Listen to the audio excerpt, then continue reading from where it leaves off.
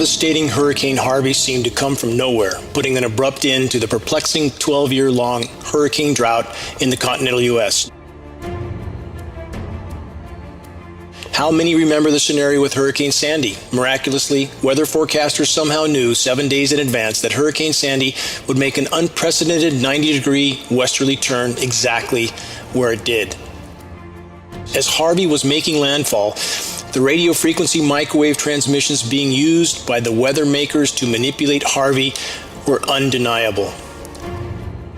Powerful frequency transmissions kept Harvey from migrating further inland and breaking up. The forecast track and behavior for Harvey was beyond unprecedented. Again, how could forecasters know so far in advance?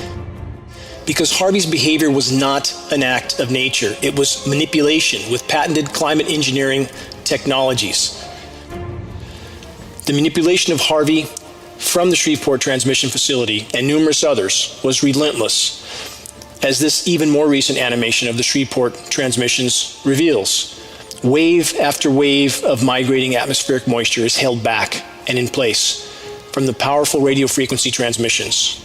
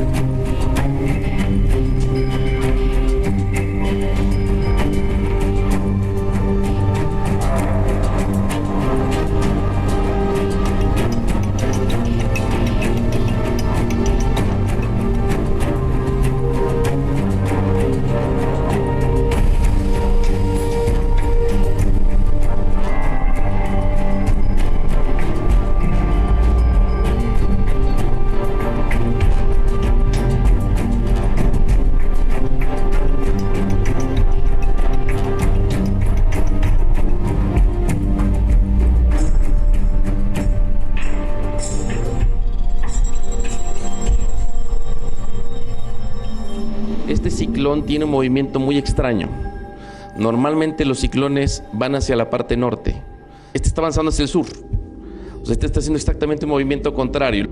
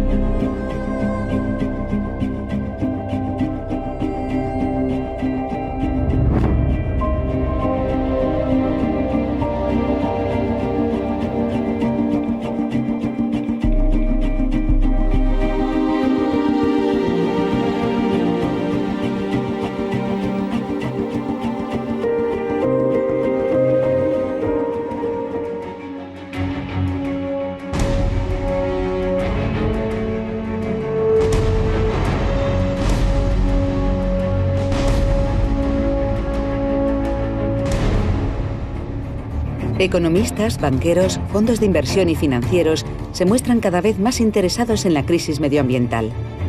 Afirman que pueden salvar el planeta a su manera, con dinero. Especies y bosques en peligro son tratados como productos financieros. La naturaleza es el dorado del siglo XXI. Un nuevo sector económico con promesas de inmensos beneficios para los inversores. Bancos, financieras, empresas y estados acuden atraídos por los beneficios. En Estados Unidos, la protección de las especies está en manos de estos nuevos banqueros. Empresas, inmobiliarias, constructoras de carreteras, cualquiera cuya actividad ponga en peligro la fauna salvaje tiene que pagar a estos bancos. La naturaleza no se produce para ser vendida. La naturaleza no tiene un valor económico intrínseco, que sea necesario hacer visible, que sea necesario revelar y que sería revelado por el mercado. Eso es lo que oímos a los que quieren la mercantilización de los servicios ecosistémicos, la comercialización de la naturaleza. Borneo es la tercera isla más grande del mundo. Sus bosques tienen casi 150 millones de años de antigüedad y hace un siglo cubrían toda la isla. En la actualidad, solo queda una tercera parte de ese bosque. Malua Biobank es una reserva forestal de 34.000 hectáreas en el Borneo malayo. La peculiaridad de este proyecto es que intenta dar un enfoque comercial y no benéfico a la conservación de la naturaleza. Las plantaciones de aceite de palma han sustituido al bosque primario. Ahora, la isla es un océano del monocultivo. La catástrofe ecológica es completa. En vez de que no valga absolutamente nada, que no tenga ningún valor, la compañía productora de aceite de palma tendría que pagar ese precio para poder destruirlo y cultivar. El Banco Malua vende sus bonos a productores de aceite de palma y a otras compañías procesadoras de alimentos de todo el mundo que usan ese aceite en sus productos. Esta es una lógica muy perversa porque quiere decir que el que tiene plata puede comprar los bonos y destruir la naturaleza. Los certificados de biodiversidad son permisos para contaminar, son permisos para destruir la naturaleza. Por eso este mecanismo es perverso. Ecologistas y banqueros. Esas son las nuevas caras de la conservación de la naturaleza. La banca ecológica apunta a los políticos con su arma económica. Proteger el medio ambiente es un nuevo negocio. Grandes regiones del planeta ya están contaminadas. Hay que coger el dinero allí donde pueda encontrarse. En Bruselas, la capital europea de los lobbies, hay entre 15.000 y 50.000 lobistas. Y la mayoría de ellos trabajan para corporaciones. El Consejo Empresarial Mundial para el Desarrollo Sostenible es un grupo de 200 compañías, muchas de ellas con un pésimo historial de problemas medioambientales, como Río Tinto, Shell, BP, etc. Las mismas compañías que pertenecen a este grupo, en su actividad diaria real, en el lobby ante los gobiernos, presionan exactamente para lo contrario. Presionan para conseguir políticas que beneficien sus intereses comerciales, que no afecten a sus actividades, que no les obliguen a hacer cambios estructurales, que puedan seguir teniendo un impacto devastador sobre las comunidades y sobre el medio ambiente. Vale es una gigantesca empresa minera, miembro del Consejo Empresarial Mundial para el Desarrollo Sostenible. En el corazón del Amazonas, la multinacional explota la mina de hierro más importante del planeta. Y aunque Vale plante árboles voluntariamente para compensar su impacto, también sabe cómo convertir sus buenas obras en lucrativas acciones que vende en los mercados. Estas inversiones le permiten estar registrada en el Índice de Desarrollo Sostenible del mercado bursátil. Sin embargo, aunque afirme estar reforestando el bosque amazónico, Vale solo planta una especie de árbol, el eucalipto. En 30 años, todas las tierras con eucalipto serán un yermo. Hasta entonces, los mercados financieros habrán recompensado a Vale por su inversión verde. Finalmente, la multinacional obtendrá aún mayores beneficios vendiendo sus árboles para biocarburantes. Disfrazar un monocultivo como milenaria selva tropical amazónica es una de las grandes decepciones de la economía verde. Una mentira que consiste en afirmar que los mercados pueden proteger la biodiversidad. Esta es la principal solución ofrecida por los políticos internacionales y los mercados para proteger el planeta. Los países desarrollados pagan por plantar árboles en lugar de cambiar sus métodos. Los principales bancos y empresas han emitido los bonos verdes, un producto de inversión inventado por el Banco Mundial. Ya han emitido decenas de miles de millones de bonos con el objetivo, afirman, de que las finanzas trabajen para salvar el medio ambiente. ¿Qué garantía hay de que las así llamadas finanzas verdes sean beneficiosas para el planeta? La evidencia es muy clara. El precio ha llevado a la degradación y la destrucción. El precio y la financialización son una enfermedad que debemos derrotar. Es como un cáncer del planeta y de la mente humana. La única forma de salir de esta crisis ambiental es saliendo de una lógica de mercado, donde es el mercado el que nos domina, y pasar a una lógica donde es la conciencia humana la que define y decide qué es lo más apropiado para restaurar el equilibrio de la naturaleza.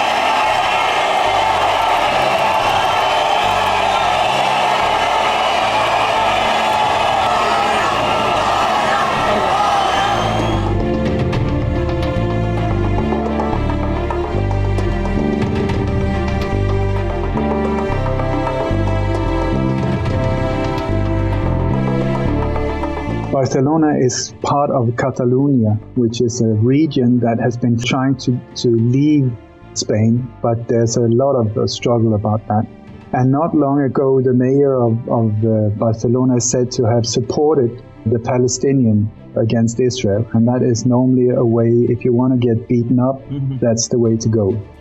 The targets they always choose are locations with a touristic value or a national identity, and also transports like airports, train stations, bus stations, these type of things.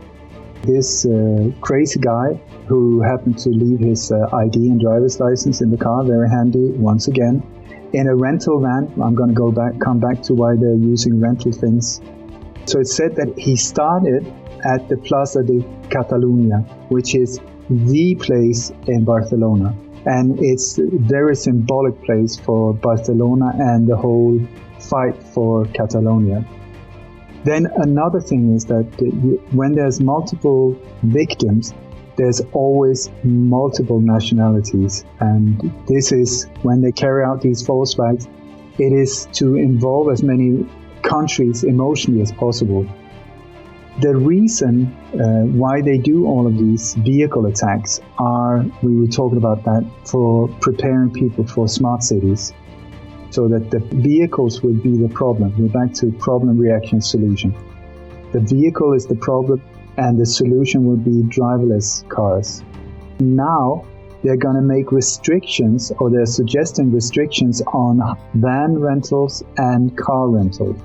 When you look at the footage in Las Ramblas here in Barcelona, there's more than 200 CCTV cameras put up around this area. It's the most popular area in Barcelona. 200 cameras officially, not one of them working. Does that sound familiar to you? Then you have no video footage from normal people, and then it is all then blamed on Muslims or ISIS. ISIS keep taking responsibility, which I think is very kind of them, being a creation of the US and Israel, backed by Saudi, as the boogeyman. But that, yet again, you have to look at each and every single event, because sometimes, even though it's a so-called false flag operation, there can be real victims, but there are also many times only crisis actors, or it can be a mixture of both. I don't call these things a terror attack. I call them a media event where the product is terror. The product is fear, to pump it out through mainstream media, which they control to a large extent, so that the population will be totally terrified, thus accepting and even welcoming more and more control, more and more Robocops, more and more CCTV cameras, more and more body scanners in airports, train stations, and also justifying these incredible, horrific wars that are being started based on these alleged terror attacks that never took place.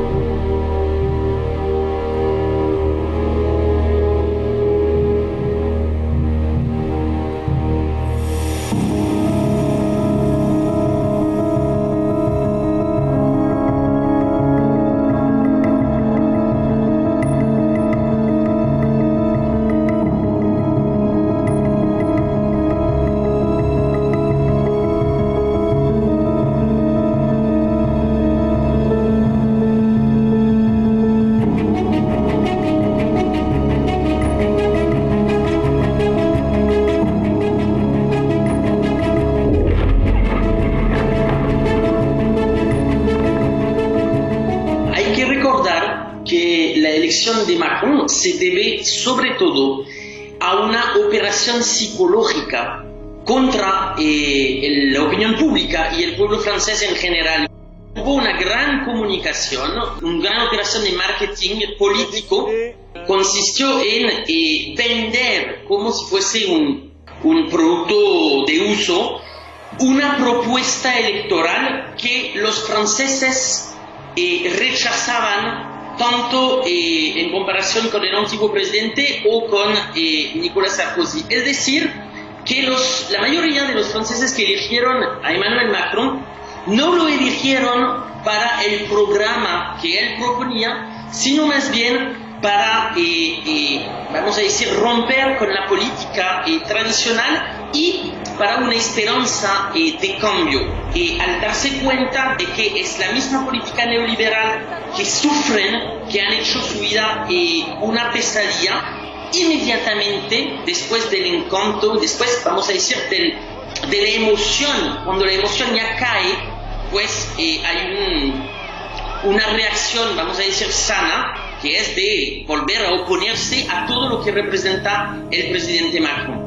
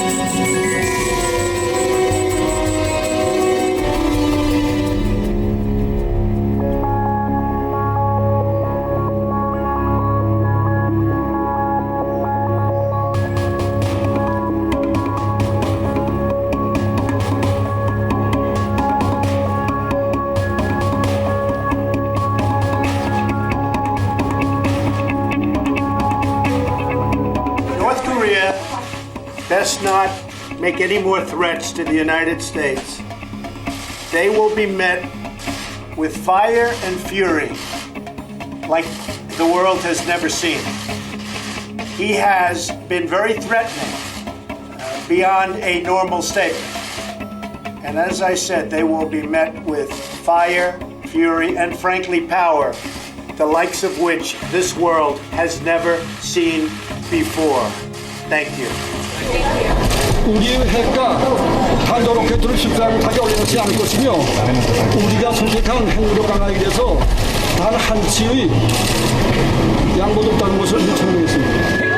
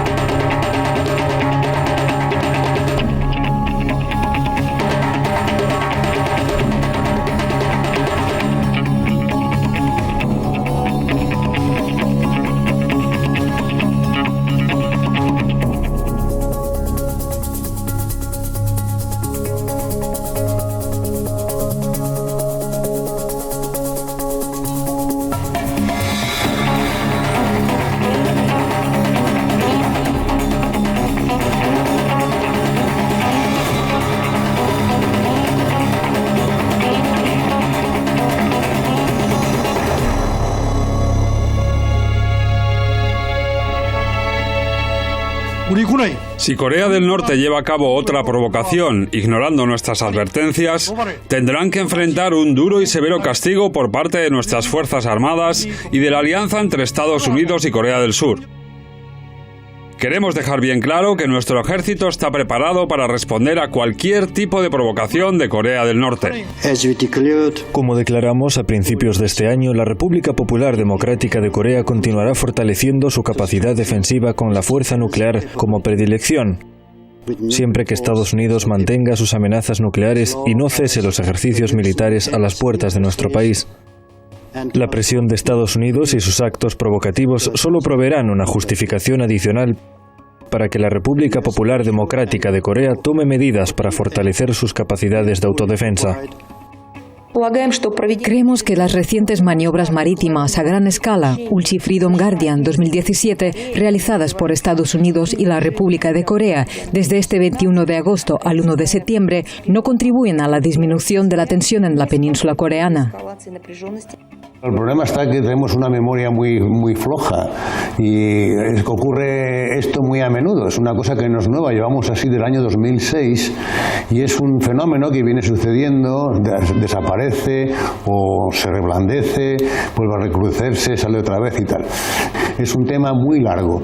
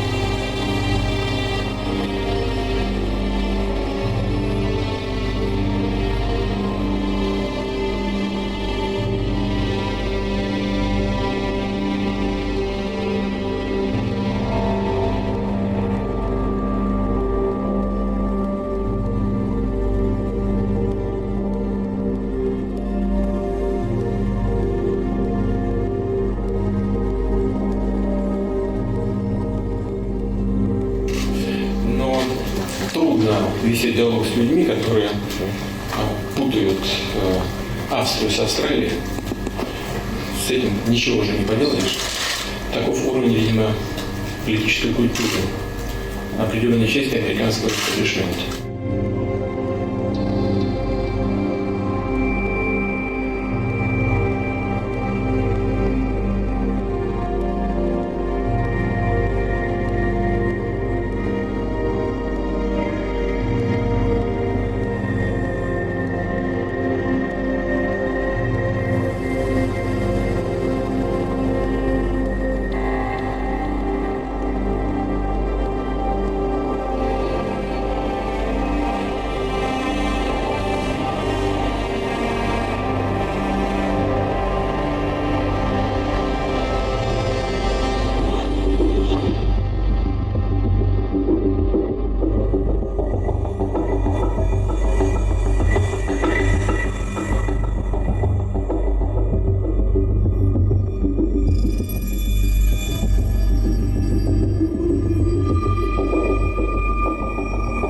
Globalists need enemy, but the right enemy, because the right enemy of globalists are they themselves, because they are going to destroy humanity, to exchange the humankind by artificial intelligence, by kind of cyborgs, and they try to destroy all kind of links of the humanity with its essence, and that is absolutely negative. Their goal is against normality. And they need, in order to keep attention elsewhere, they need some enemy, and they have designated Russia as enemy number one. It helps to them to displace attention from the real crimes they commit. Our president is very democratic and very reasonable, very pragmatic leader. He refuses globalization. He refuses world government. He tries to defend and reaffirm and strengthen Russian sovereignty. That's all. Putin is obstacle for globalization, for fulfillment of the wicked plans of globalists. This battle is not political. That is a metaphysical battle that has nothing to do with short or superficial interests, national interests, and so on. The battle is much deeper than that. And Putin plays here the role of defender of Christian civilization, of traditional society, the defender of human nature. Globalization is a kind of very special ideology that tries to cut all links of human individual with collective identity, with church, with nation, with people, with ethnic, with tradition, and with gender as well. The gender politics is the actual weapon of the same globalist, ultra-liberalist theory. But when we start to oppose to liberalism, we are falling into the trap.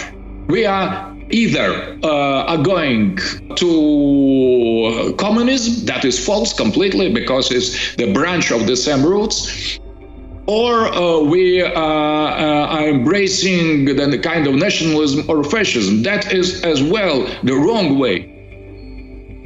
And globalists, they use this attitude because they accuse everybody who is against them to be either communist or nationalist or fascist.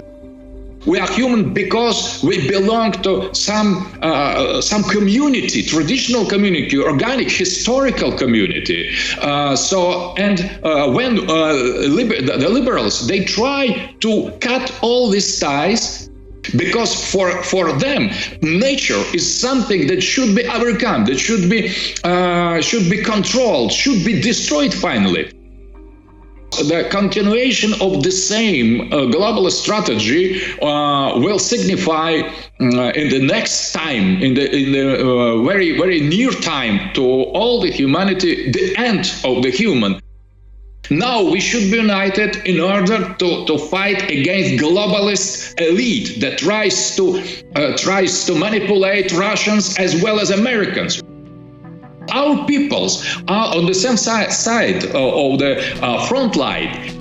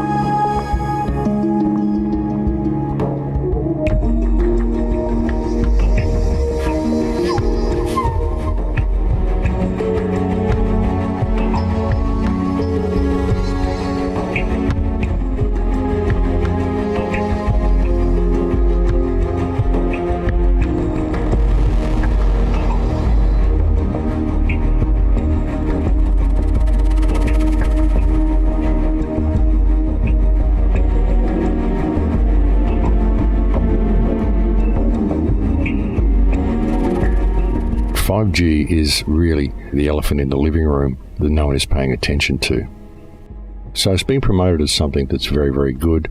It's about the Internet of Things. And what exactly is the Internet of Things? It's about everything talking to everything else.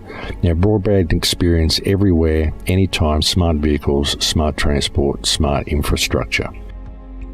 It uses a millimeter wave, which can be extremely dangerous to all living things, not just people. It's about mass surveillance and about weaponizing the airwaves. And the studies on it are amazing. There's all sorts of studies, but they're not interested in the studies. That's the thing. This is being rolled out without any studies. They're doing it basically because there's a lot of money involved in rolling it out. Hundreds of billions of microchips connected in products from pill bottles to plant waterers. We must reject the notion that the 5G future will be the sole provenance of urban areas. The 5G revolution will touch all corners of our country. America's local governments will play an important role in determining how we fulfill this national priority. If something can be connected, it will be connected. Now, the Internet of Things is far more concerning than people might think at first glance, because it isn't just your fridge and your smart toaster and your smart television and your smartphone. It's also your computer, your microphone, your camera on your computer. It's also the surveillance system that we are all installing in our homes by getting these new computer systems.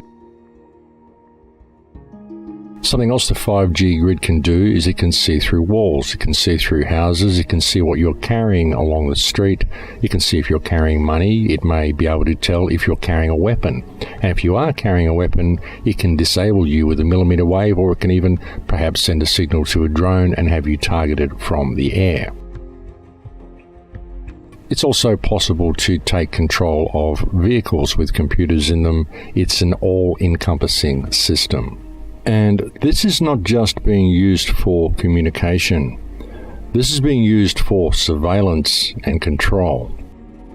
What this whole system is leading towards is complete digital control of everybody and a merging of human beings with AI. So they're virtually putting a fence around the entire Earth, like a space fence around the entire Earth, which is going to be active and involved in the 5G network. And it's about integrating it all together, the integration of satellites and 5G networks. This 5G grid is being rolled out, and this whole machine society is coming online, and if people don't pay attention, if people continue to use their credit cards, if they continue to use their smartphones, in another 5 to 10 years from now, when all their cash is digitized, all their movements are tracked, all their thoughts are monitored, and everything they do is under surveillance, people are going to look up from their research and go, hang on a minute, how did I end up in this high-tech prison? And at that point, what can anyone do?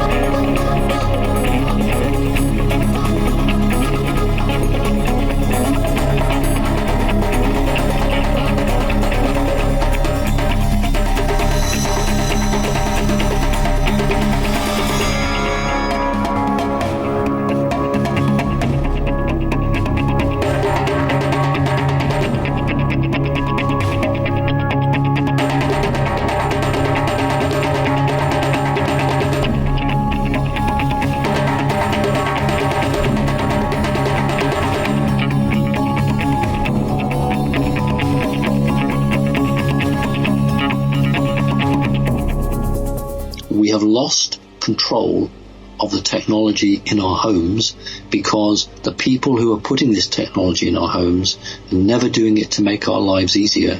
They're doing it to control us. That's their agenda. And they are so wealthy and so rich, it doesn't really matter whether it costs them $500 million and they don't actually get their money back because they're working to orders.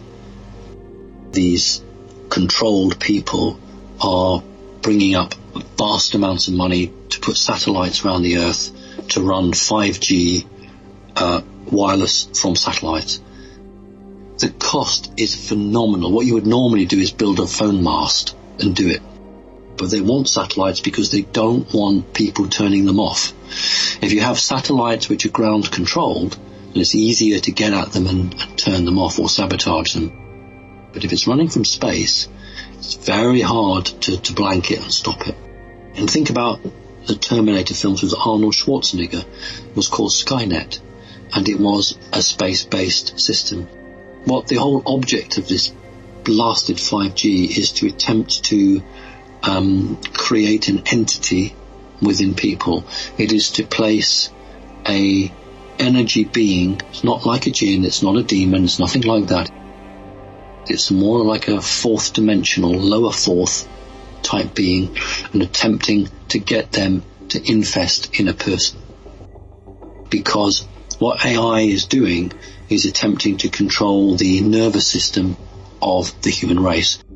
5G is a potential that they see to allow them to rewire the brains of people. The whole object is to turn people into robots.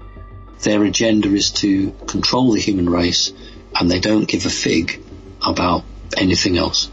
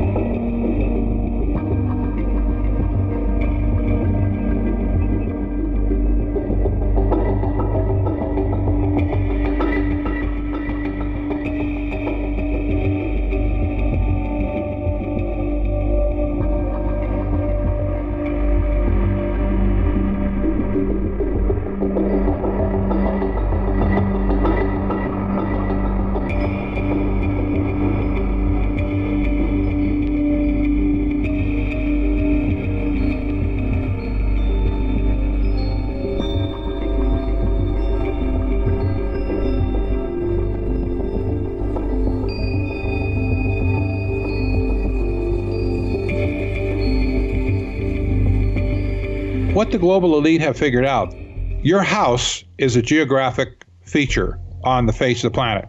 But when you go out of your house and you go to a doctor, you go to a store, you go to, whatever, they lose track of you because your house is stationary, but you're moving. Well, the new theory in social engineering is we have to also set a geographic point, if you will, on all the moving objects in society. Cars move, people move, drones move, other things move. They want to track those moving things as points of geography, and that requires connectivity to do that. Mobile connectivity, not fixed connectivity, mobile connectivity. So the new 5G standard is going to provide people in cities, for instance, on their cell phones and other things that they carry with at least 100 megabit per second connection.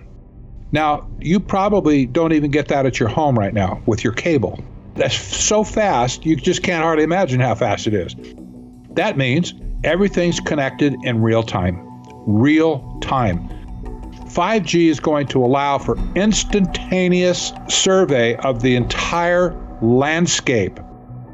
Geospatial intelligence is the driving technocrat mentality behind 5G and behind connecting the world, that is the Internet of Everything, together. That is the driving impetus behind this. And you can see how science is going to put this dragnet around the human race.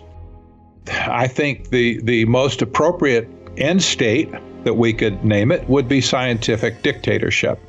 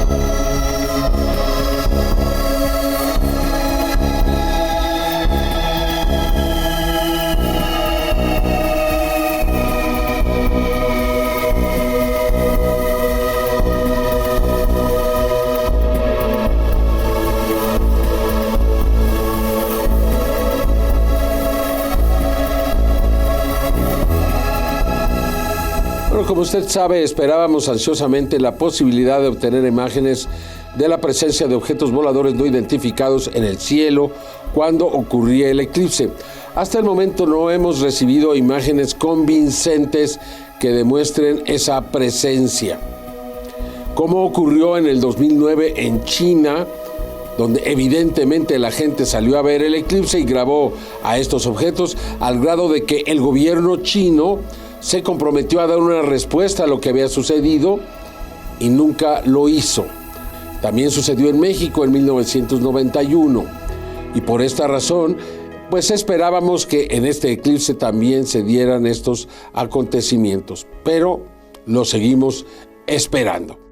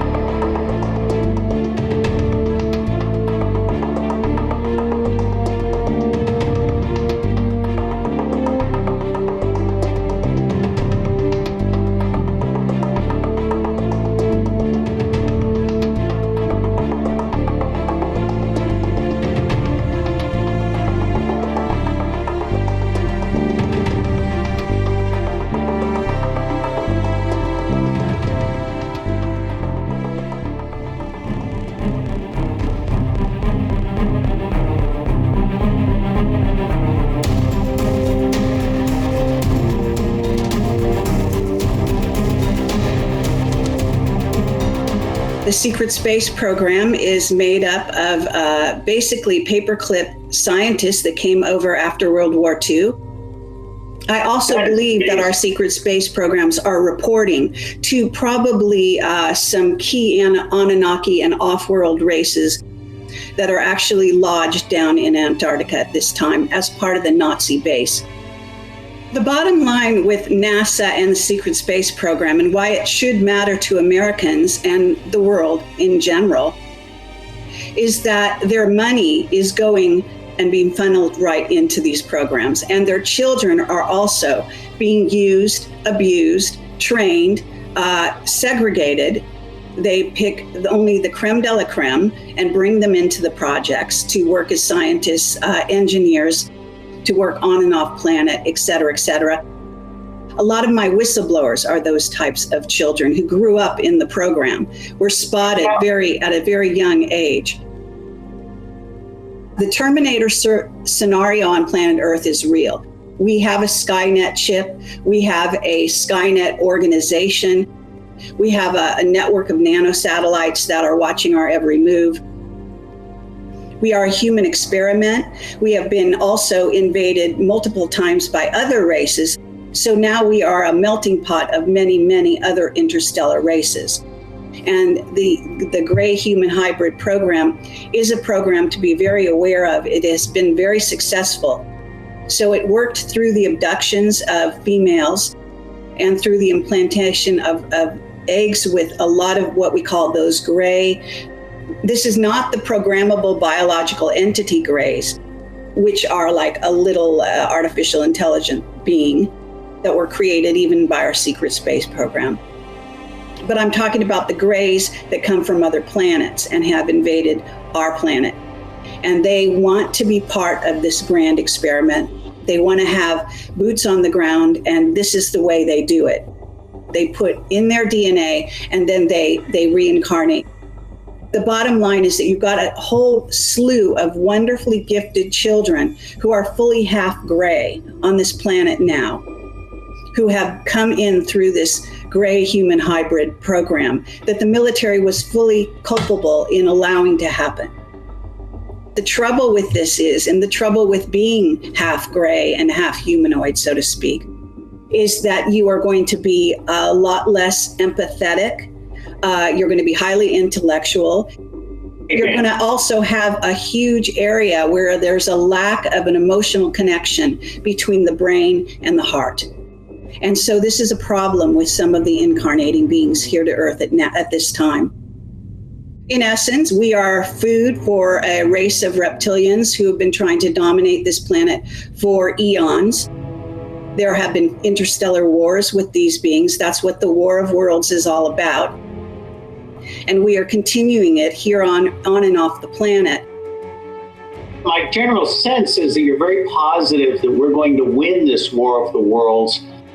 And that human consciousness, human empathy, and human love is ultimately going to triumph. Yes, and we are far more intelligent than we give ourselves credit for. So the bottom line is that our emotional intelligence, which is a combination of our, intellectual and heart sort of awareness, this resonant sort of composite, and our souls are incredibly intelligent, and we will bypass, and we do bypass artificial intelligence in this way. And this is how we can deceive the state. This is how we can deceive Big Brother, etc., is by using that resonant ability and also the Kundalini energy that we come by through our birthright. The bottom line is we are linked to Source and through our higher selves, and we have actually multiple incarnations simultaneously. So this is simply a vehicle, this humanoid body, but we can have complete mastery over it. We are slowly but surely connecting the dots and realizing that we have been slaves, a slave species, to other races that have wanted to dominate Earth for eons. So we're breaking out of that shell, so to speak. So we're discovering new things about our past, new truths, new intelligence that we had that was once has been lost for eons is coming back to us. new memories, the memories of the past, present, and future. We are time travelers. By nature, that's the nature of our genome and our abilities. This is facilitating this awakening here on planet Earth. And part of that awakening is starting to recognize that the original human body was actually immortal. We are an interstellar species that has a long history going into the future. Whether we stay on Earth or leave Earth or go out into the multiverse and inhabit other planets or not, it doesn't really matter. We are the safeguards of the library, the genetic library here on planet Earth, however, and we do need to defend sovereign ground.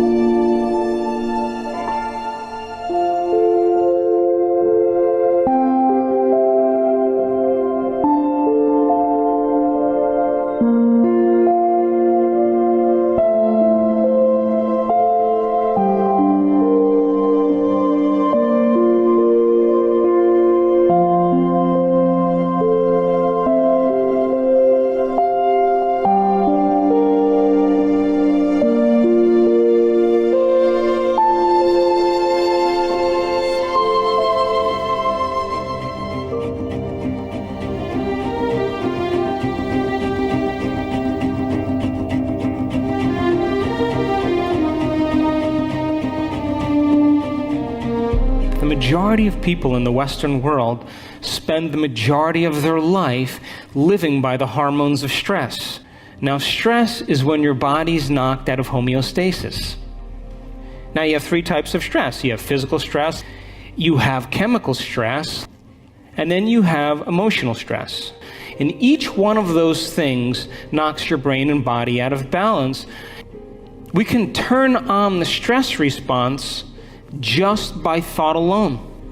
You can begin to think about some future worst case scenario, and because the privilege of human beings is that we can make thought more real than anything else, we can focus on that possibility to the exclusion of everything else. And you can knock your body out of physiological balance just by thought alone, and your body, as the unconscious mind, believes it's in that experience in the present moment. And we can unfold past bitter memories that are tattooed in the recesses of our gray matter, and like magic, we bring them to life, and in that moment, it's real. And we know that the hormones of stress dysregulate and downregulate genes to create disease. So that means then your thoughts can make you sick. So here's my question. If your thoughts can make you sick, can your thoughts make you well? The hormones of stress, though, give the body and brain a rush of energy. And it's like a narcotic. It becomes a drug, and people become very addicted to the adrenaline and the stress hormones, and they use the problems and conditions in their life to reaffirm their emotional addiction so they can remember who they think they are. The bad relationship, the bad job, the terrible circumstances, all of that is in place because the person needs that to reaffirm their emotional addiction. So then if the hormones of stress become like a narcotic, and you can turn on the stress response just by thought alone, then we could become addicted to our own thoughts. You know, like if you have an insecure thought, you begin to feel insecure, right? So if the body has been conditioned to the mind of insecurity, don't you think then the moment you're no longer going to think insecure thoughts and fire and wire those circuits in your brain, and then produce the blend of chemicals for you to feel that way, don't you know your body is going to do what? It's going to look back up at your brain and say, hey, I modified my receptor sites for you. We've been doing this for 20 years.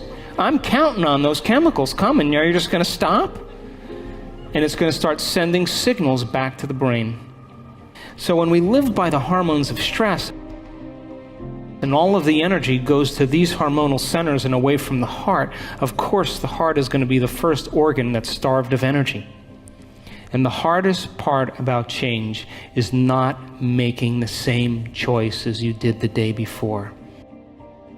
Feelings and emotions are the end product of past experiences, and we can remember experiences better because we can remember how they feel.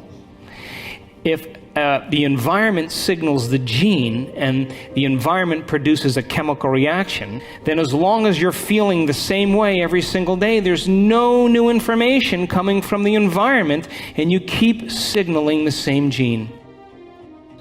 And if you keep knocking your body out of balance, that imbalance becomes the new balance, and you're headed for some type of disease. And I'm living by the same emotional reaction, one long refractory period.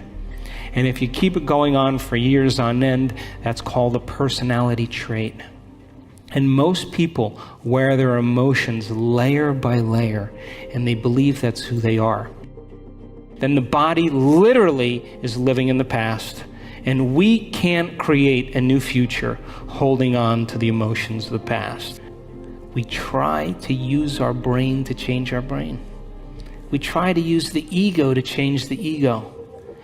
We try to use the program to change the program, and it only endorses it. When you become pure consciousness, and we have all the biological and neurological machinery to do this, by the way, you come preloaded with everything you need. You don't need anything else.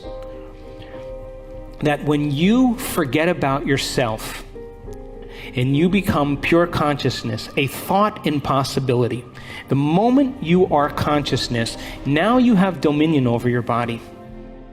So then if you're working on your anger and your frustration, and I'm working on my fear and my anxiety and my judgment, and I'm taking care of me and you're taking care of you, then everybody was doing that, we would sooner or later start to see some change in the world.